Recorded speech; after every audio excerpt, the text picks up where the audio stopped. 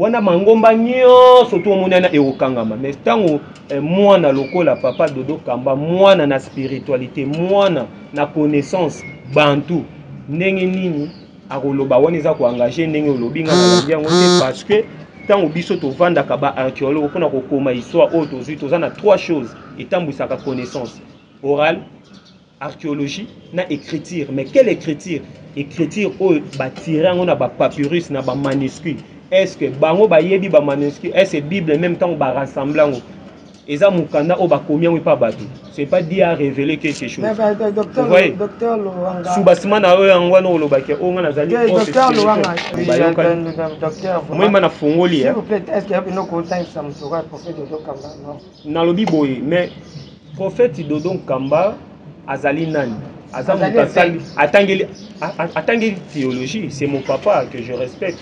On se connaît comme ça personnellement. On se connaît dans le monde scientifique, dans le monde à décoration intérieure. Donc on a coquille aux alanali même na étant que né. Mais à toi le bela mambo ya connaissance et les mambo bénété. Attendez théologie, théologie ça fabriqué chez les Romains. Nga nazali archéologue donc ngai na kolagisa makambo o etali et religion et scientifique à part spiritualité zalaka mutu na mutu azalaka na branche na ye. Parce que na spiritualité okoko oloba na mutu taza faux. Mutu nyonso lobe la spiritualité eza ko engager yé parce que eza monde mo boye mona na témè eza ko na ba preuve ba subasima ngala on azo lobe ezali spiritualité boko ko na biso avant Jésus-Christ avant l'homme occident 703 wanana no mundela koti na histoire te biso to zalaki déjà nzambi ampungu tous les deux parce que naissance wana nde memi ekei nango euti na Congo ekei na ba god de Lovo ekei na Égypte antique après ekatisi na immigration epanzani mokili sima tango occupation eko salama nde ba boti branche o ba eko fabriquer na tongo ma ba vanda ba fabriquer loko wana ba bengi yango religion.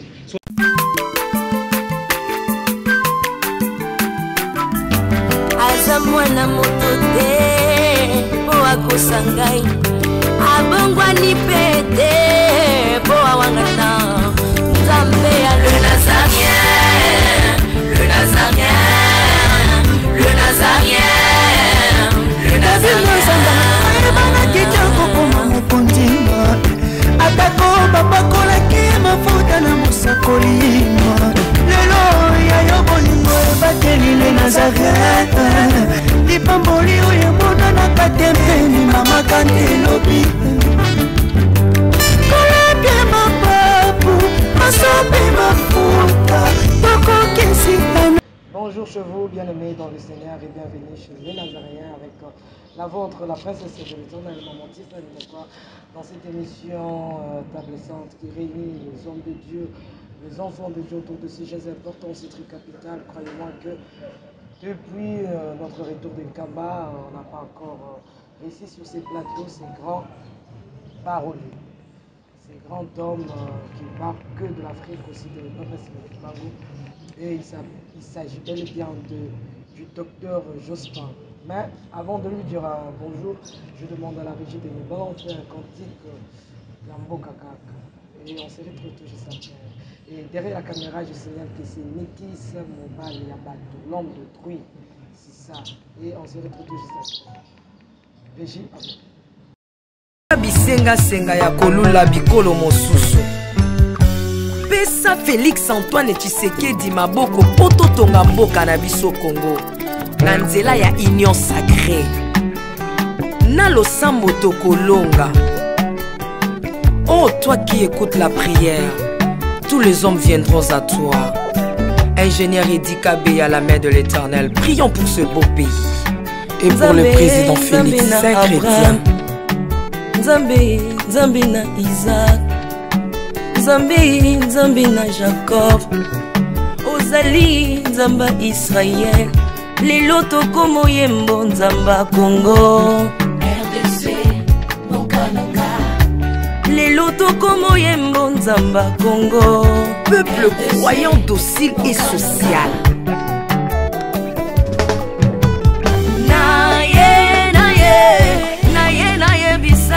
Makambo sali na bokonzi ya mboka nanga Congo. Selon Luc 1,52. Tu as renversé les puissants de l'air Mais tu as élevé un homme le Congo. L'incarnation de l'espoir de tout un peuple. Salomon de notre temps. La sagesse mieux faut que le bruit des arbres. Peuple congolais, Komanakana, les lots ont posé, biso masuwa ya Noa, bato balingi Congo, bakota na kat, pour mon peuple délige, comme mon bêta, libanda. Na kati ya arche de Noé, lion azalaka na peti ya kolia ntabate. Po bolingo ekangaki ye libongo. Bolingo ya mboka epesaka place na banguna te. Pasteur Ami Daniel, ça c'est la sagesse. Nzambe, Nzambe na Kimbang, le prophète de l'Éternel en Afrique. Nzambe na Bantoma, apôtre Léopold Moto. Nzambe, Nzambe ya Barwa, la prophétesse Liliane Esther Tayo. Le roi de roi. Yondo zalaki na David, Yondo zalaki na Salomo. Lelo tokomo mono kachafati. Lelo tokomo mono kachafati. Mboka soki ekambami na bana mboka ya solo oyo balingi mboka ekole ekomaka terre promise. Pasteur Koutino, Mameri Koutino, Accent Mungu Baba. Bolingo na yo na mboka ya Congo. Lelo oabuze biso masuwa ya Noa. Bato balingi Congo bakota na kati. Pour mon peuple délige comme mon bêta. L'Afrique a la forme d'un revolver dont la gâchette se trouve au Congo. Papa Guy là-bas, là, c'est cantique qui nous a fait énormément plaisir parce qu'ils ont dit Mamboka. Maman Lauriane et Tiffany là-bas, de moi-même. Maman Betty Kokele, ma maman chérie, quand je vous écoute, en tout cas, il y a la sagesse, il y a la connaissance parce que tu me portes dans ton cœur. Depuis les Issa, en tout cas, je t'aime beaucoup, maman. Pourquoi pas à mes soeurs, à ma soeur. Donc, lorsque je parle de mes deux soeurs, parce que là, c'est ma famille. Donc, il s'agit là de l'écart depuis les Issa et docteur. Je t'aime beaucoup. Et Flantinga, la magistrate, hein, ma soeur Ndeko de moi. Que Dieu te bénisse. La prophétesse Myriam, depuis la France, église, cité Bethel, donc monsieur évangélique cité Bethel. Je vous aime beaucoup et je parlais du docteur Jospin à qui je dis bonjour. Bonjour maman Tiffany. Moi Mboka. Papa Luanga. Alors on dit comment on est le balopate. On dit comment c'est la misala na elobela. Qu'est-ce qu'on a battu au bas la nombre. Bien napesi yo mbote na oyambinga lisusu na lioko émission oyo tomesana koleka ndako na biso les Nazariens. Mbote na balandi balandaka biso, mbote na bamama na biso ya mokili mobimbo baotia biso na mabondeli po ete tozala nzoto kolongono e mbote na bakonzi ya mboka bakotambusa mikili na biso epi na bareligie banso mbote na bino baculturel epi équipe ya centre de recherche d'art Kimbangu toujours héros dans l'ombre toujours bosser jour et nuit mbote na bino epi na sa divinité nzambe yango oyo azali guide azolakisa critique mpe toki mpe eze mpe bolingo ekolo na émergence ya PJ6 travail oyo ezali aussi moboko na bolingo mibeko mpe misala. Merci beaucoup papa Luanga santé malamu ekomonana na miso mingi tongi na tobeta sete kotuna parce que ozali moto kosala ba recherche par-ci par-là mpe oyebi makambo ya christianisme malamu oyo bachrétien ya imboka na yo la RDC bakomema mpenza moboko na yango mpe bakosalela yango mingi baza to mpe mboka na biso eza mingi mpenza chrétien atako église kimbangiste ezali église de Jésus-Christ par son envoyé Papa Simon Kimbangu. Papa Luanga, église kimbangiste eza na kati ya RDC, vrai ou faux? Toyebi po ani totunyo motuna wana.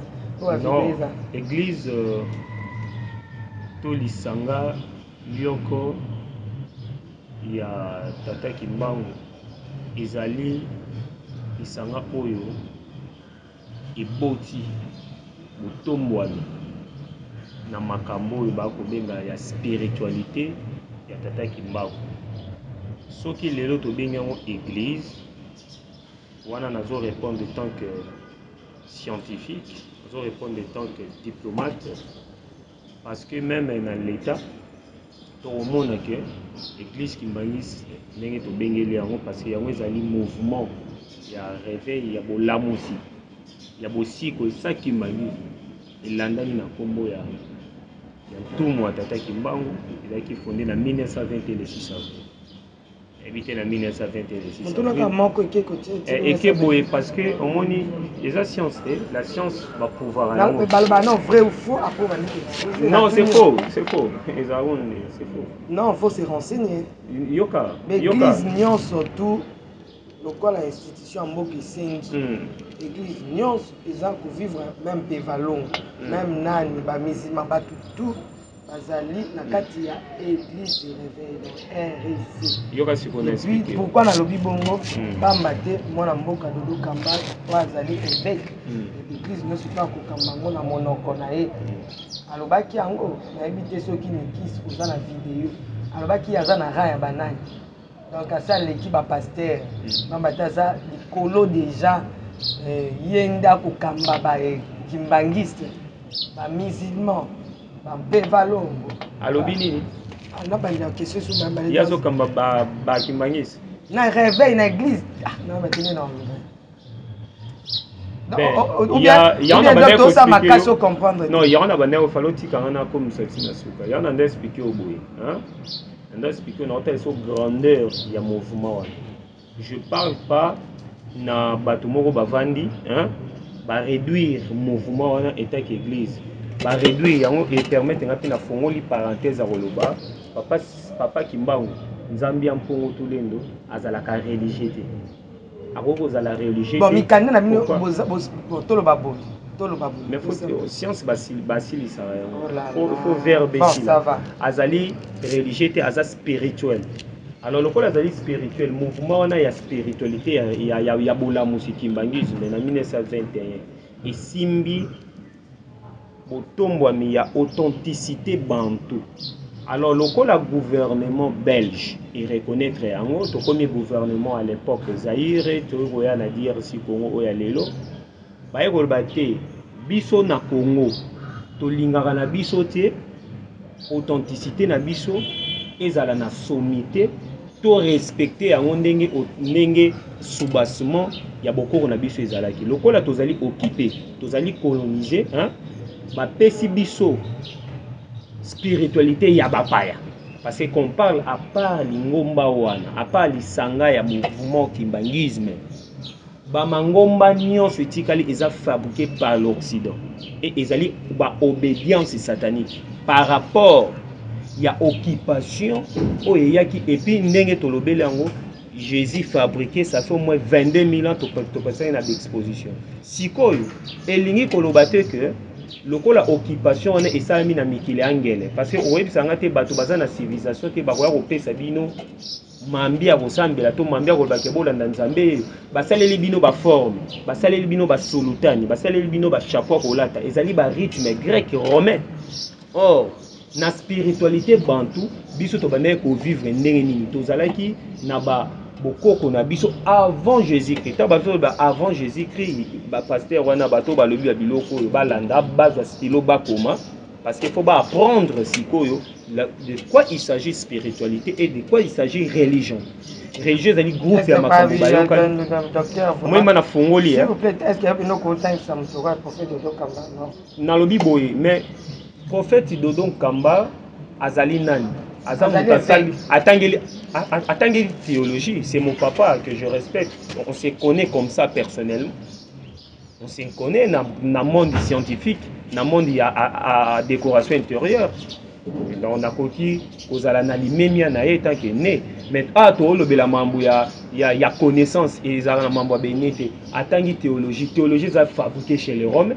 Nga nazali archéologue donc ngai na kolakisa makambo o etali et religion et scientifique à part spiritualité zalaka mutu na mutu azalaka na branche na ye parce que na spiritualité okoko koloba na mutu ta za faux mutu nyonso loba spiritualité eza ko engager yé parce que eza monde moko boye mona na te mais eza ko na ba preuve ba subasima ngala on azo loba ezali spiritualité bokoko na biso avant Jésus-Christ avant l'homme occident 703 wanana no mundela koti na histoire te biso tozalaki déjà nzambi ampungu tous les deux parce que naissance wana nde memi ekei nango euti na Congo eke na bagode de Lovo ekei na Égypte antique après ekatisi na immigration epanzani mokili sima ntango occupation ekosalama nde baboti branche oyo bayi kofabrike na ntongo ma bavanda bafabrike eloko wana babengi yango religion. So na kati ya religion na protestant ebimi néo apostolique catholique islam kuto après parce que Jésus christianisme ebimi après ba siècle nde vision ya prophète Mohammed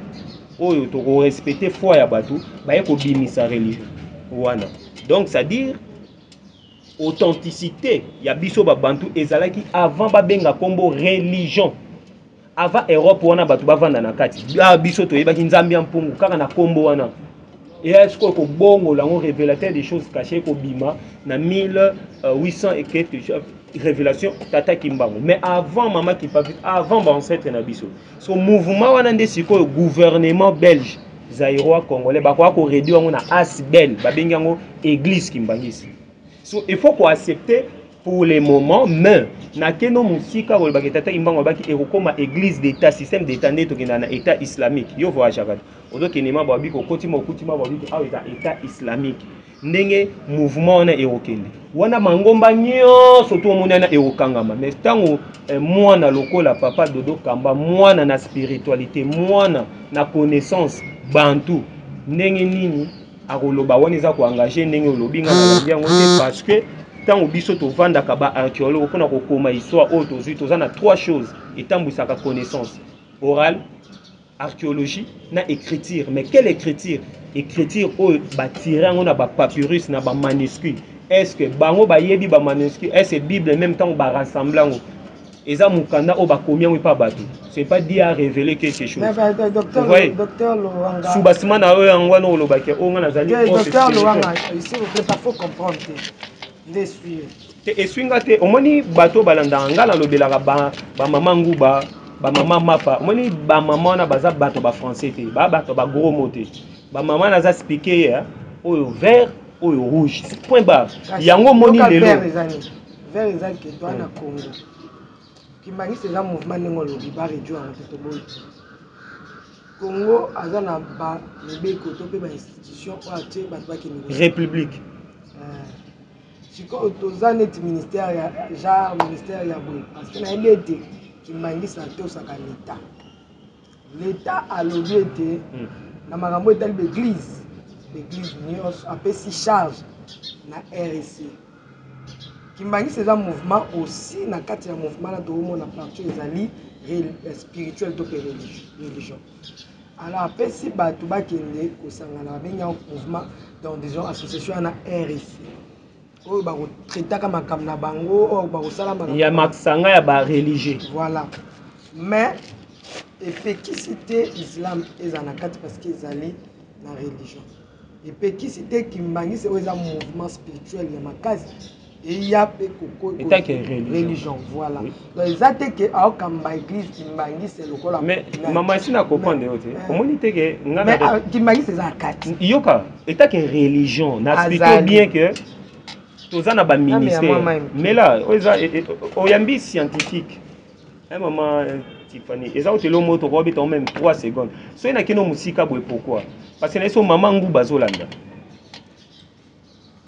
po ba benga kimbangisme religion tata kimbangu toloba ete ezali religion ezali nini gouvernement so ndenge nini na kati ya kozala na RSC wana mutazo kamandeza pasteur évêque de Dokamba na koyebiso sim oyo etali mambo ya maponomi moto abandaki kokamba liboso ezalaka papa na biso oyo azali révérend élébé est-ce ngo baki azali plus que azalaki plus que ba musulman to ba réveil to ba catholique to ba armée d'Israël non on eza mayokani masanga wana ezalaka géré par gouvernement mais siko ngana keno musika pona nini na keno musika pona oyebiso hormis ba masanga gouvernement ko lala la muki alobi à partir de na kangi église catholique bokangi à partir de na kangi église kimbangisi bokangi na kangi réveil bokangi oyebi pourquoi parce que tout ça na république mutu moko ko kende au-dessus à l'état zate mais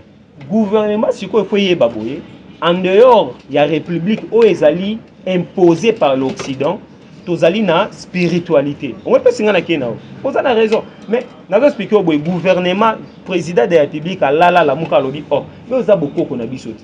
Tata Kimbangu akanga na 37 000 familles, 150 000 martyrs. Na bakoko na nga bazali bakoko na yeba yekuna. Allez, parlement na moni bino bozoli akanyaka ba Occident, bozo banga po bokoma na mwa ba obédience na mwa ba biloko mwa ba mike et tout ça, oleke bo lobela peuple, bosani allez, 6 avril chômé payé. Yebisanga nani oyo abimaki akosa musala. L'état basaka na yete, eza république. Mais si koyo, cela n'empêche pas que to rappeler bato valeur ya kimbangisme authentique. Parce que kimbangisme azali na authenticité na ye. Docteur, est-ce que toi na kati mission? Toi na kati mission na fongoli, obi pourquoi la fongoli? Parce que tant il y a révolution ekoki. Rien ekozala comme avant. Na remise à zéro. Est-ce que vous reconnaître que kimbangisme est en religion? Ils ont la carte RSC. Na masanga nyonso au gouvernement lobaka kimbangisa zala. Voilà. Na marche na tout. C'est ça. C'est le ngana. OK. Mais religion tu ko pas. La lobby o mukamba na za prophète dodo kamba. Ayi mutakamba wa. Même to kamba religion na bino yebete. Tazo kamba lisanga o gouvernement etie. Kasi yango. Bako tia ope Mama Tiffany na tongo balamuki babi a partir lelo Mama Tiffany a komi numéro 1 et il y a c'est nini. C'est ce qui sert, c'est ce qui sert. Ça des choses créées, n'est pas créé que religion. Faut comprendre que religion c'est créé. Religion c'est créé. Est-ce que bien nous petit bon religion vous a créé. Comment la spirituel. Docteur Jospin, avant y en a pour expliquer tout ça. Est-ce que vous voyez que vous avez non, c'est capable mon émission Zelengi. Nazo expliquer OK. Bon, le docteur Jospin to tika wana. Eza lokola ba école. Waneti comme zela na pese lo komo. Mukolo moko boye balobi tata Kimbangu amene mukonga ndeni. Eza matia. Mukolo moko boye babi ye tata Kimbangu abikisa bato. Bana ne pe na école na biso te. Papa dengi na vanda mabwata la boye bana baozonga. Bana ndako ya famille nete. Tout oza fidèle Kimbangi c'est moi non otanga esu. Abi d'accord, problème te. Tout ça la ba école. Yo tanga kuna basali ba primaire ba secondaire. So point no tenganga. Parce que ça c'est moi. So net oza boye. Ceux qui balobi ba université na minito yo ministre abengisi bino na 12h. Tala ISK ko mukonzi nango ozamtani boso. Ozala wana. Ezali masanga ya bwania ya batabe ya école. ISK. ISK zalit. Oui. Tangi la biso mutu nini oyo akamba mboka likolo auti na université ISK. Pamba te na landaki kutu papa za défendant ki za papa zako. Le docteur papa Bituvidi, papa conseiller direct papa zako. Akasala ki thèse na na campus. Na campus. Pendant que kimbangiste eza l'école oyo pa kotanga kuna assistant. Scientifique. Mais c'est tout à fait normal. Tout pourquoi? C'est tout à fait normal. Parce que on a déjà fallait à l'université catholique. Oh mais non, écoutez, dans le monde scientifique, il n'y a pas la religion. Vous comprenez? Netinga iso ki babeni singa na sala oningo bandosa babilo moni chako te naza ko spi omoni bato bala nanga bali ke na nzela omoni na zaboye so babeni singa conférence na université musulman ya archéologie na kei menga la kendaka na ba meki te so comprendre te c'est pas ça religion eza kopi bato ma bayoka ba binde to aboye photo to regrouper bato to tia bango na molongo lokola bataba balo ba langage lokola biso koyoka na okanga miso ba date historique ba date ba forme ba mouvement nde basambelaka ba yoka na ezaki na Royaume-Uni à partir lelo to yoka ni to bana okanga miso photo ki ma distraction et konga mi bongo ngongo ba beti bakangi ba komi omoni nyonso to eza na religion nzambe a révéla eloko te ayata kitia bisi bato nde ba yoka na bato ba yoka na ndenge to zaboye to koma osala boye to osala boye c'est ça religion. Mais spiritualité, il y a un problème. La Bible nous dit c'est poussé par l'esprit. Les hommes ont parlé de la part du Seigneur. Voilà. Tikato le calabiso, papa te maïlo bazwa kana bazaki inspiré. Mais papa, vous avez même d'inspirer. Papa, j'espère. Tonito beta dans autant la caméra. On le biso dans nos natina ya. Étant donné que Kimbangis les ont fait participer à la religion, dans la RSC, Etalpe, Kimbangis, Etalpe, yo, lokola chercheur indépendant, archéologue, Nokumisaka, et Zabongo. Pour les autres, l'église de réveil, tango tokoloba tango tokobeta sete tango makambo ekoloba ke ekomi tango bayindo balamuka bafungola miso balonga na sommeil bakota vraiment na kati ya réveil Afrique bato mingi bakomona bamisusu baza maboma misusu baza sope ndenge mais mpo na yo lecture nini osali na makambo ekoleka entre nayebi koyebi yango pamba to tosolola ye na ngango mpe na téléphone Dodo Kamba oyo aza évêque paster Kankenza oyo azalaki évêque asa leka ya lika kotiaka bato baboko alongwa te atawa koya ye nde kaka te auti kopona so évêque mosusu pendant ke ye moto alongolaki Soni paster Soni asise mandat na ye te aye koremplace na prophète Dodo Kamba longwe wana te na titre ya rappel Dodo Kamba mpe asisi mandat na ye te bulu ekikoti bakei kozwa susu mwana mama olangi oyo aza ndeko na mpe motetela ye nde motu tozobetisa ye mikolo na prophète Dodo Kamba baobeta terrain moko toyeba te nani aoganie siko selon yo lecture ni osali mpe bazowelela nini avo kotya te kooleni lesa alobaki eza kanyaka nga aloba na kombo motu te évangile selon lohanga tomona te eza kanyaka yali mbongo yali pouvoir eza lokumu ezali omoni eloko nyonso eyebanaka na convenance nango nde tozosala boye soki nga navandi boye tomoni nga navandi boye parce que eza place na wuti baloba awuti wapi Congo po ebana no réveil eutaki wapi réveil ezali fabriqué na réveil pas ya réveil patriotique réveil oyo etake ndenge ozotanga baapôtre baévêque nyonso ntange bazotia bazolongola désordre wana euti wapi euti epa bacolon na bango ezali les américains les USA ils ont fabriqué ces mouvements donc bafabriqué mouvement na père ya oyo afabriqué mouvement na aza nano en vie na wapesa photo na ye tia na kombo oyo tia bato base documenté na bagoogle pourquoi bafabriquaki mouvement wana batalaki 20 ya baesclave oyo bauti na spiritualité na bango na Afrique donc bazokende na bachamp bazalaki tellement soudé ata bosali ndenge nini rien bakoma obimisa bainvention et tout ça bakomaki na États-Unis à l'époque kosala sikoyo babanke kocréer baligno biso tosalaka émission ya Mama Tiffany biso tosalaka bo likintu adi fonction na kosangana babite bato topanza bango ndeni faut créer forme moko boye na service secret en même temps to injecter tango basali yango bato bazalaki na force spiritualité ba bible wana eza mabe boye lango biso ba déposer bazui forme na nde mouvement ni bandaki après batali il faut être traversé na ba pays surtout ya bassin océan Congo et les autres baye kopona quelqu'un nganga nzambe o bazalaki ba memi bango batangisi bango na Amérique bapesi bango ba colon ya mindele les américains bayaka ba okabola ba nouveau testament biso tout tomona ki na titre rappel ka ndenga azoloba alors baye ko créer sikoyo mouvement wana ya kolalisa bato pongi mais babengi yango réveil. OK.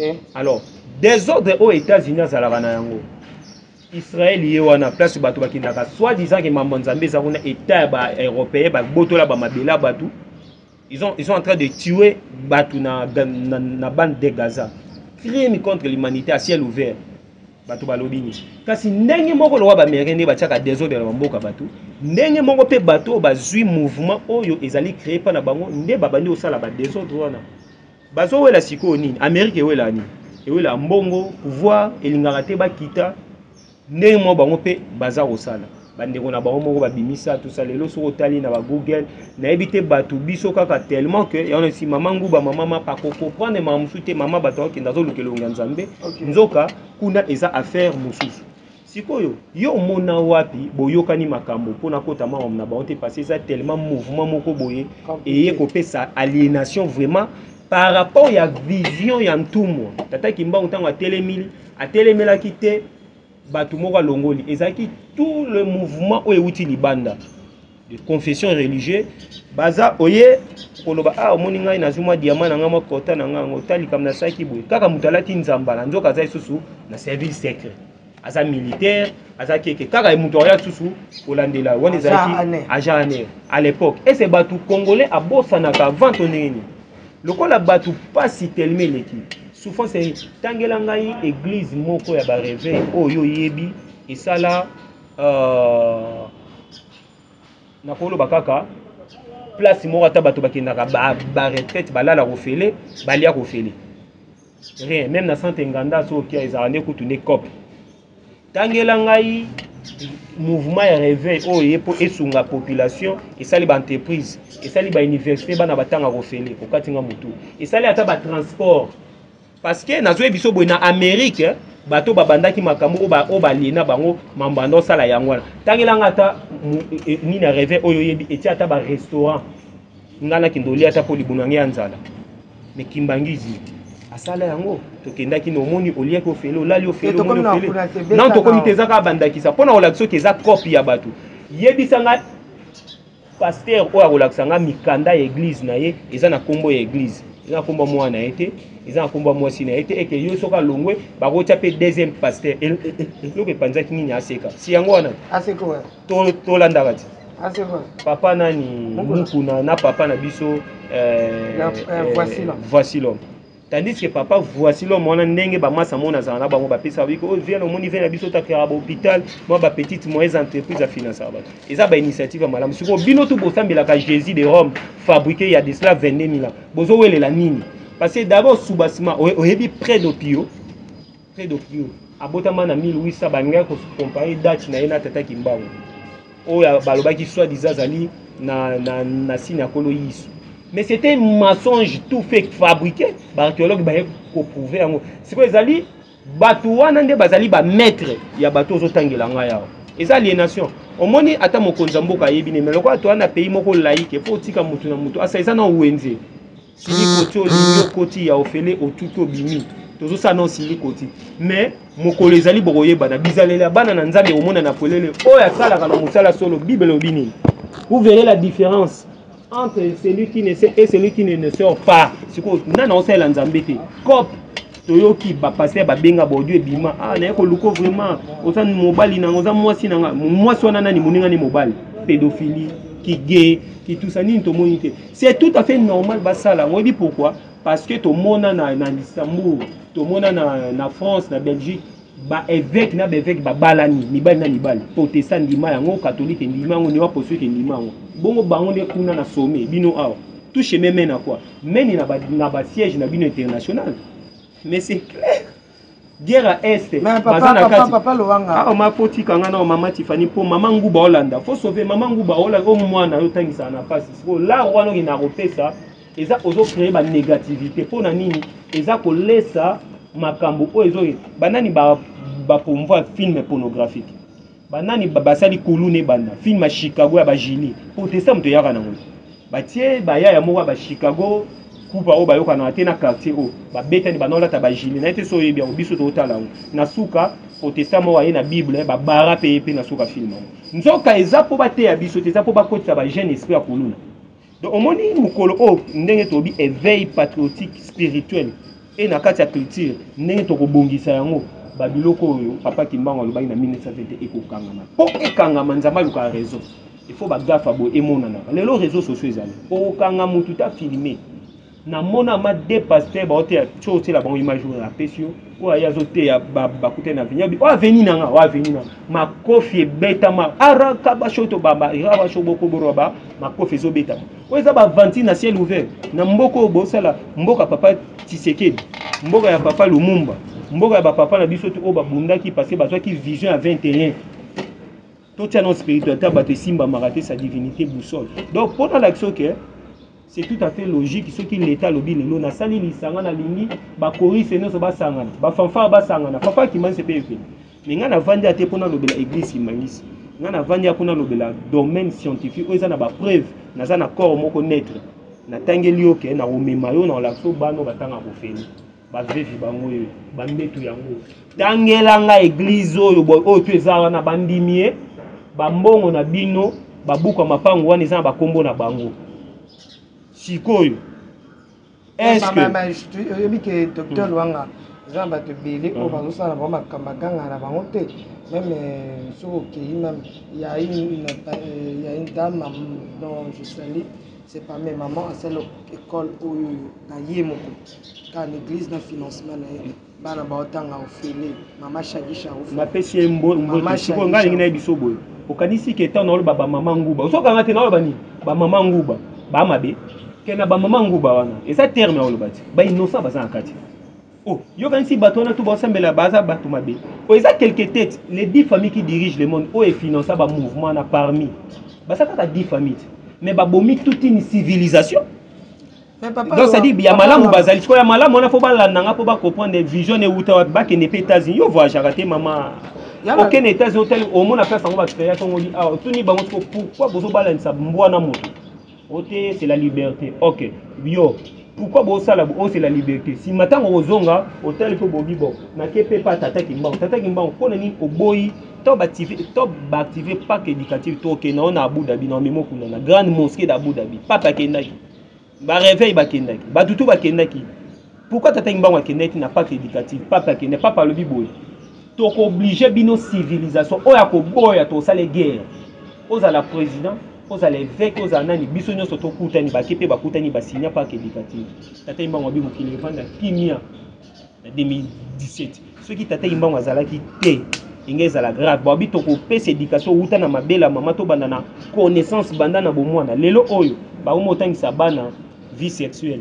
et bandi déjà karaté ekita na poso na Europe ici ba confirmer fait que ba obligé ba mais biso tata imbango bondisa ezani pona nini ba évêque wana ba siège na bangala aussi makutu ba te on a respect na bino na keka likolo na ba pape na ba monseigneur na bino ce sont des PD bon mais la drogue ba vidéo za TV5 yo TV5 a tielo yo boya mon papa c'est clair peuple congolais to la muka ezali mouvement olal sabatu pongi c'est clair et net parce que oyebisanga te que pape wa Roma que je respecte pape François un grand chercheur comme lui a commis livre ngana ki no boya yango na nani na tangi wapi Vatican a plus de 99% ya antiquité na ba manuscrit Vatican lobi que pédophilie za malamu ngana okendo boya yango papa wako ceux qui n'ont pas bango on a ensemble na kata eto zo kopana évêque oza ya néo-apostolique oza na protestant alobi na biso ke ko bala na mbwana mutu eza bien ngamu na va na Congo on olala na bangungi s'il vous plaît est-ce que comprendre gravité à makambo docteur j'espère s'il vous plaît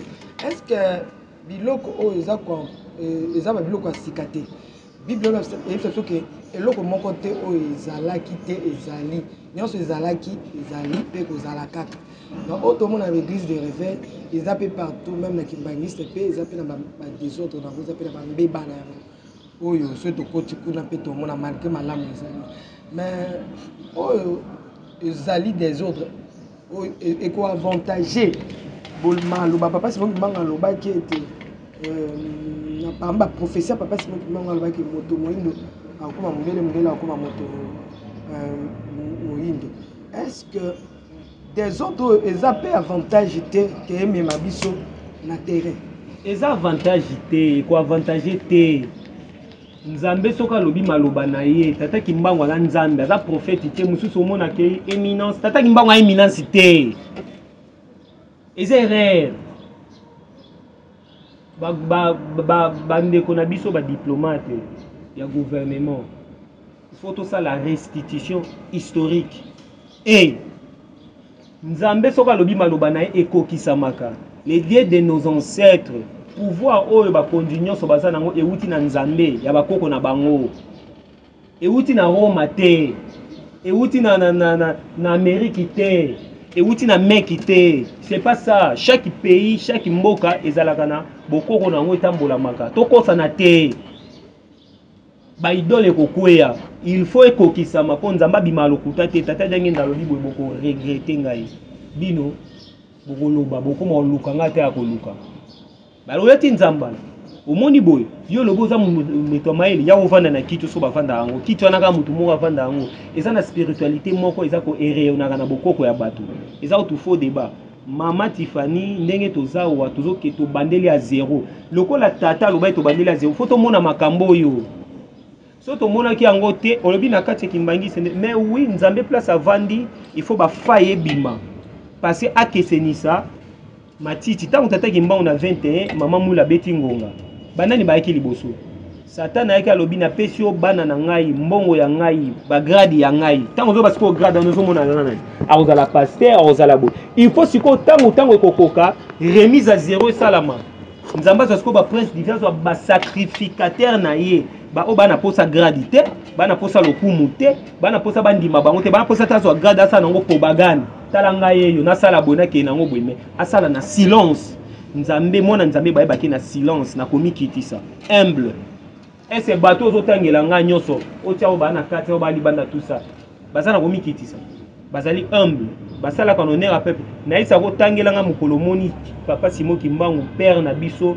spirituel ya mokili mobimba ya éveil ya tout ça ake na distribuer ake na ranger ake na vacances na Dubai avani na yacht bien kilote yoka ba momi na sima na mona ba na opeso ba photo ti bakanga ba photo bien ba momi ata 5 ou 6 otia ma boy donc maman na vivre la musique ake na concert ako bamba mbongo au mona ye wapi c'est ça la différence sikoyo kimbangisme et simba bina mvoila lulendo eza na 3 à 4 personnes te yandi kaka dans sa divinité grand boussole tala vision na etale la teli tale zaleli tala neni ndoko yeba sikolo lengine olingi ko lande ozala bongo olingi te atoza na pembene o mona na misala na nga na yeko o moni nga so na vandia na lobelaka boussole na ozo risque te bon papa Luanga conseil na yo nini na makambo yo pe na avec étant scientifique conseil dans quelques secondes. Ils ont compris. Ils ont compris.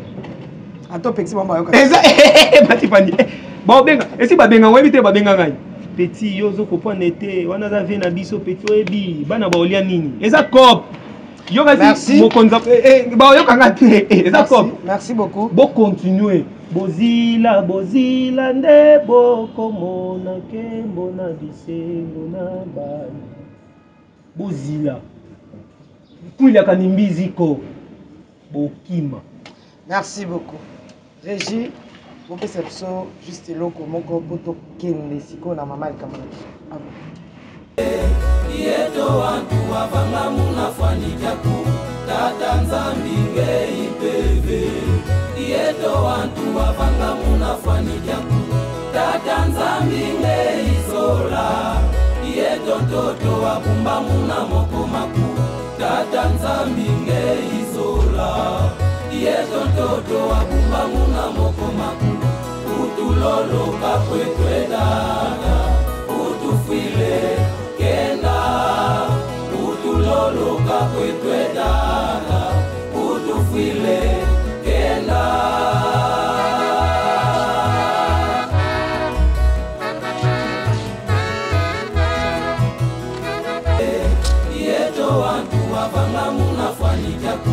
Tata nzambi ngei bebe. Yeto wantu wavanga munafanika ku tata nzambi ngei sola.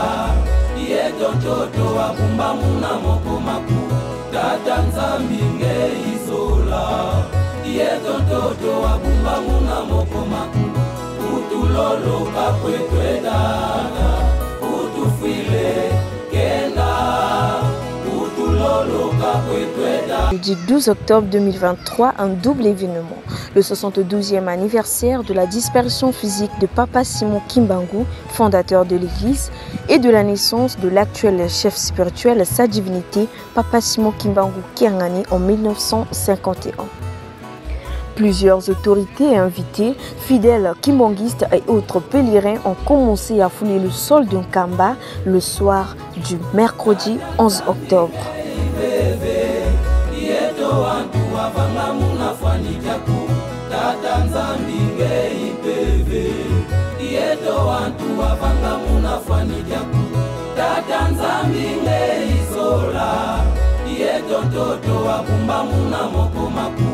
Tata nzambi ngei sola. Yeto toto wabumba muna moko maku utulolo kakwetwe dada utufile kenda utulolo kakwetwe dada utufile kenda.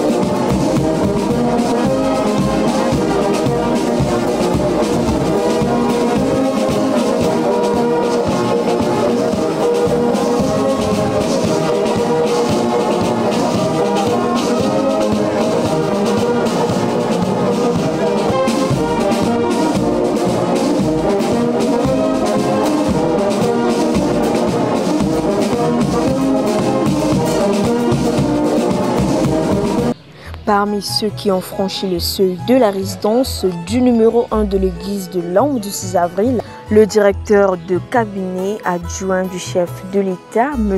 André Wamesso, était également présent à Nkamba pour ces festivités. C'est une route non seulement à intérêt économique, mais aussi spirituel, mais aussi touristique. Vous imaginez le nombre de touristes qui viennent à Nkamba, c'est comme les grands sites touristiques du monde, le Vatican, Lourdes et tout ça. Mais il n'y avait pas d'infrastructure pour emmener tous ces pèlerins vers Nkamba. Et avec cette route, ça sera chose faite et ça va encore attirer beaucoup plus de monde et ça va créer de l'activité économique pour toute la province du Congo central. Je suis vraiment très heureux de cette journée magnifique où nous avons passé des moments mémorables avec le Père spirituel ainsi que toute la communauté qui participe. Je vous remercie. Merci beaucoup. Monsieur Guy Bandou, gouverneur du Congo central.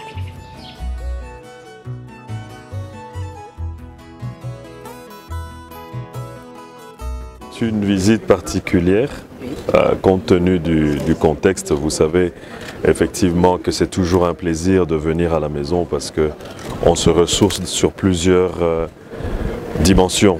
Et rencontrer le chef spirituel, c'est toujours un échange qui est très agréable, mais aussi très édifiant, de par sa sagesse et sa spiritualité. Mais aujourd'hui, je disais que c'était particulièrement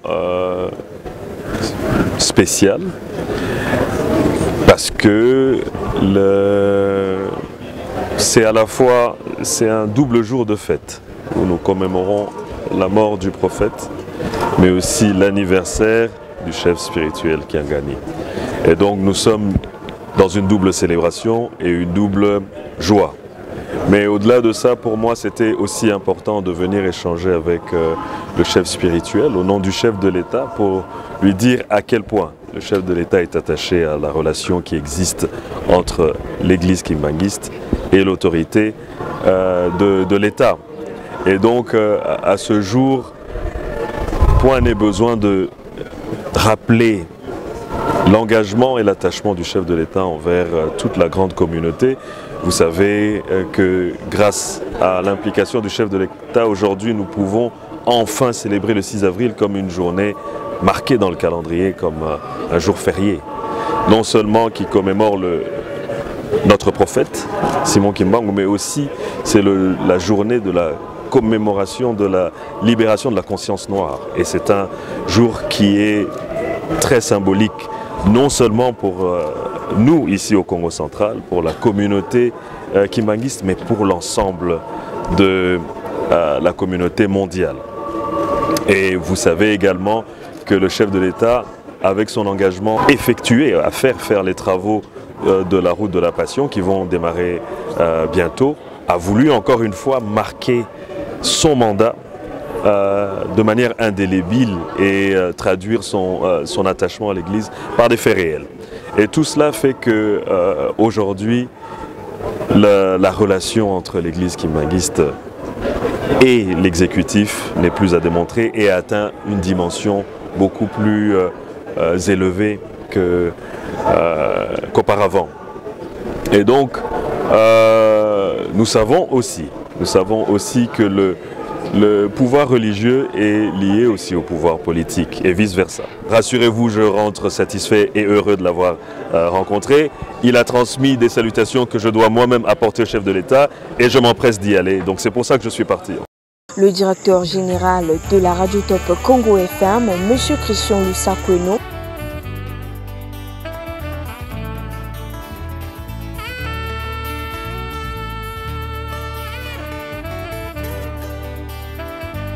Sa Majesté la Reine Nadia Arriéré et bien d'autres hautes personnalités officielles et personnalités d'affaires.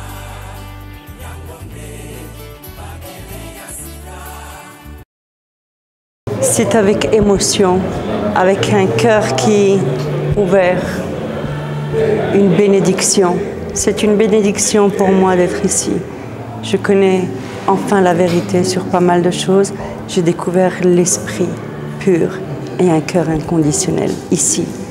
J'ai vu la sympathie l'hospitalité, l'amour et la lumière qui sortaient de Kamba. C'est un honneur d'être ici parmi vous. J'ai envie de dire vive le Congo, vive Nkamba et vive l'Afrique.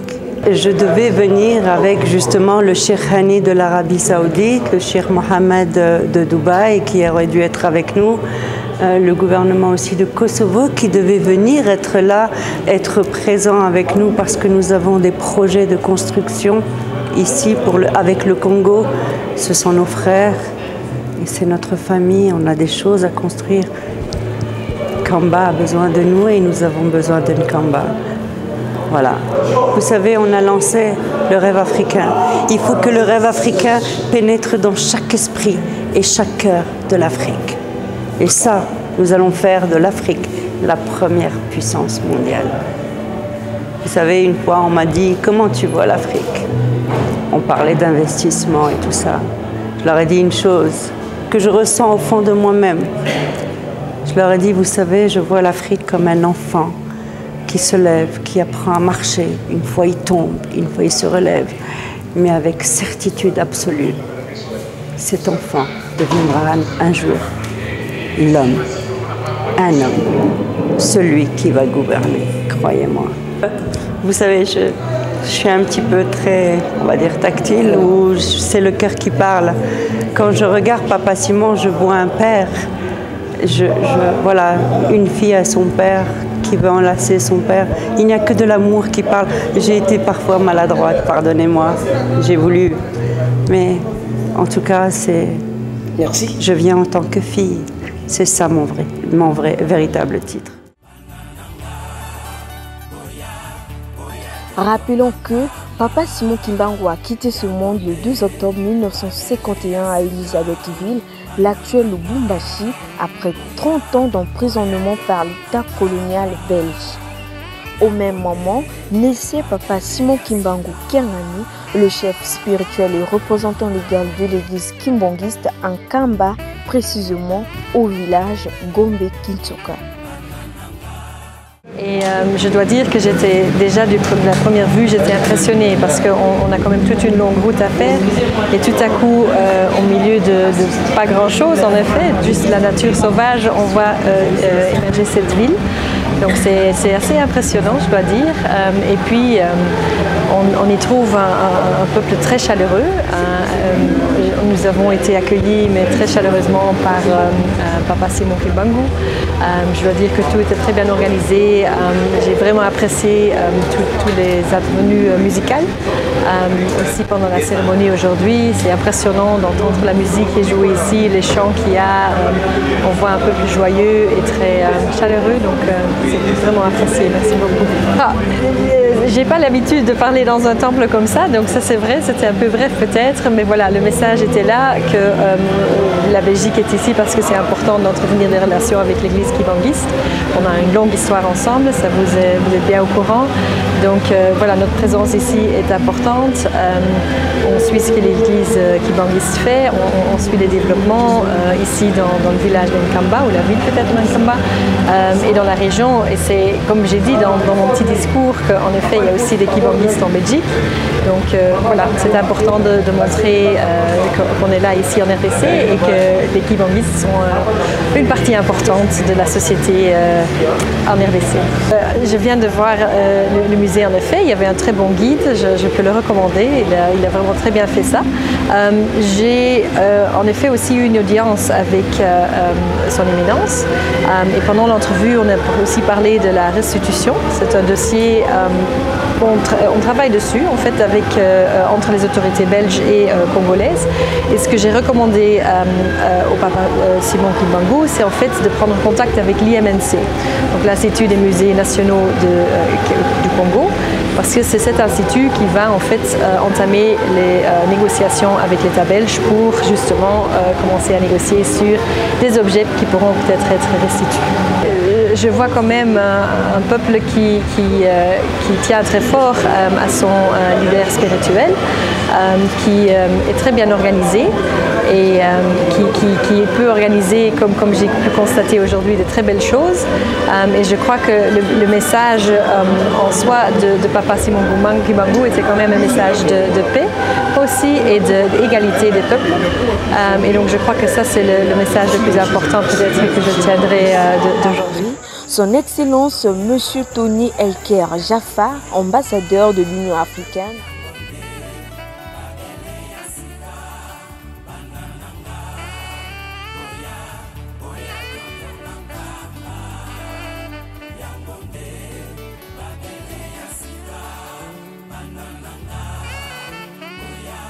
Mfumu Djifima Bols, secrétaire général des chefs coutumiers et bien d'autres personnalités invitées.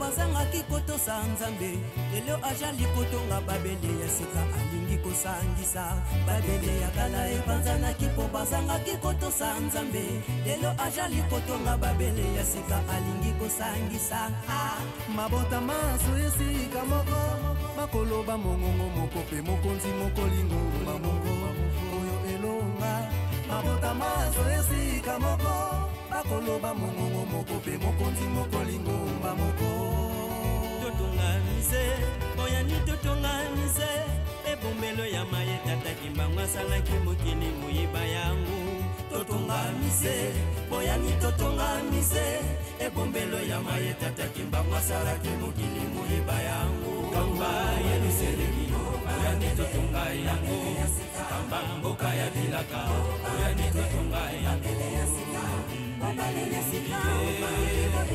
oya totonga babele ya sika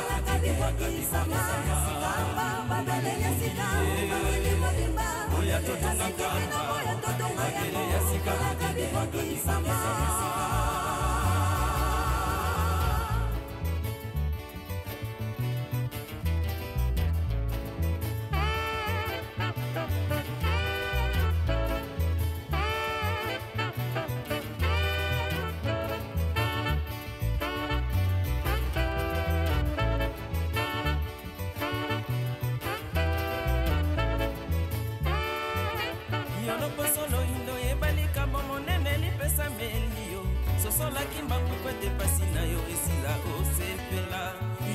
solo indo ye balika bomo nene lipesa melio sosola kimbangu kwete pasi na yo esila kosepela kimbangu nzambe na yo yende akosilisa pasi udali na yangu moindo yeba kimbangu nzambe na yo yende akosilisa pasi udali na yangu moindo totonganise oyani totonganise ebombelo ya maye tata kimbangu asalaki mokili moyiba yangu totongamise oyani totongamise ebombelo ya maye tata kimbangu asalaki mokili moyiba yangu kamba yeliseleki oyani totonga yangu kamba mboka ya bilaka oyani totonga yangu oya totonga babele ya sika